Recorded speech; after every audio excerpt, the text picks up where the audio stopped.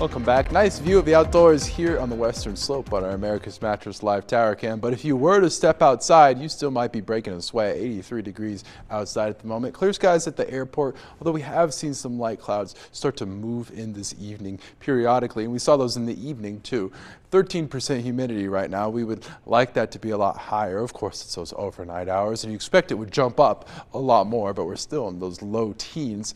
Now, we are going to see here those allergens start to go up too. Fortunately, with that combined with our air quality, it's felt a little bit better to breathe, although again, we have started to see those allergens go up a little bit. Light cloud cover still ongoing on much of the western slope here in our satellite radar. Sorry, I don't know why I forgot what it was called. Those clouds earlier on today did make us feel a bit cooler. When I was at the market on Main, I definitely felt those lower 90s. Unfortunately, though, we reached 101 degrees here in Grand Junction, 97 in Montrose, 104 in Delta. And for those of you who are keeping score, we actually did not break the record for the day. It's 102 degrees. That was set back in 1969. So we fortunately did not manage to break that, although we are going to see another day of triple digits coming up very soon. Single-digit humidities earlier on today, now starting to climb up a little bit. Compare that to yesterday, where you still saw those single-digit humidities, even in the evening. Gusts are what's making these critical fire weather conditions worse, almost pushing 40 miles per hour at times, and we did see those recorded at a handful of airports across the western slope today. Those gusts are unfortunately not going away anytime soon. They've hung around a little bit into the evening as well, getting into the mid-teens. Those fires are going to continue to be worked on by those stronger gusts.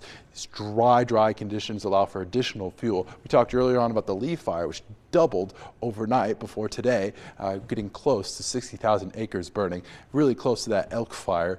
We hope those two are not able to merge in the coming days. Our smoke forecast, of course, is going to show a little bit lighter air quality, though, just because the gusts are a lot stronger, although you have air quality advisories still being issued towards our north, Garfield County and up.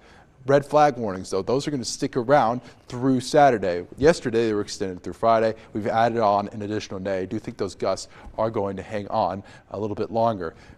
Fortunately, they're not always going to be at this 40-mile-per-hour range, but for Friday, it's going to look very similar to what we saw today, unfortunately, which means that 35 to 40-mile-per-hour gusts are very possible. In addition to some triple-digit temperatures, my high for the day is going to be 100 degrees tomorrow, and not a lot of cloud cover to help us out at the same time. 95 degrees on Saturday, 92 on Sunday. We cool down briefly, but high pressure sets back in, meaning we start to warm back up later next week. You're going to see 99 degrees is what I have so far for next Wednesday. I hope I don't have to bump that up later on. Montrose will have a very similar pattern, of course, getting into those low 90s to close out the week. It's barely getting into those 80s over the weekend, then you start to warm back up as high pressure sets in. Only that really low chance of scattered showers on Wednesday. Critical fire weather conditions are going to be sticking around for the foreseeable future. I hope next week we don't get those winds, but I'm not too optimistic that we're having relief anytime soon.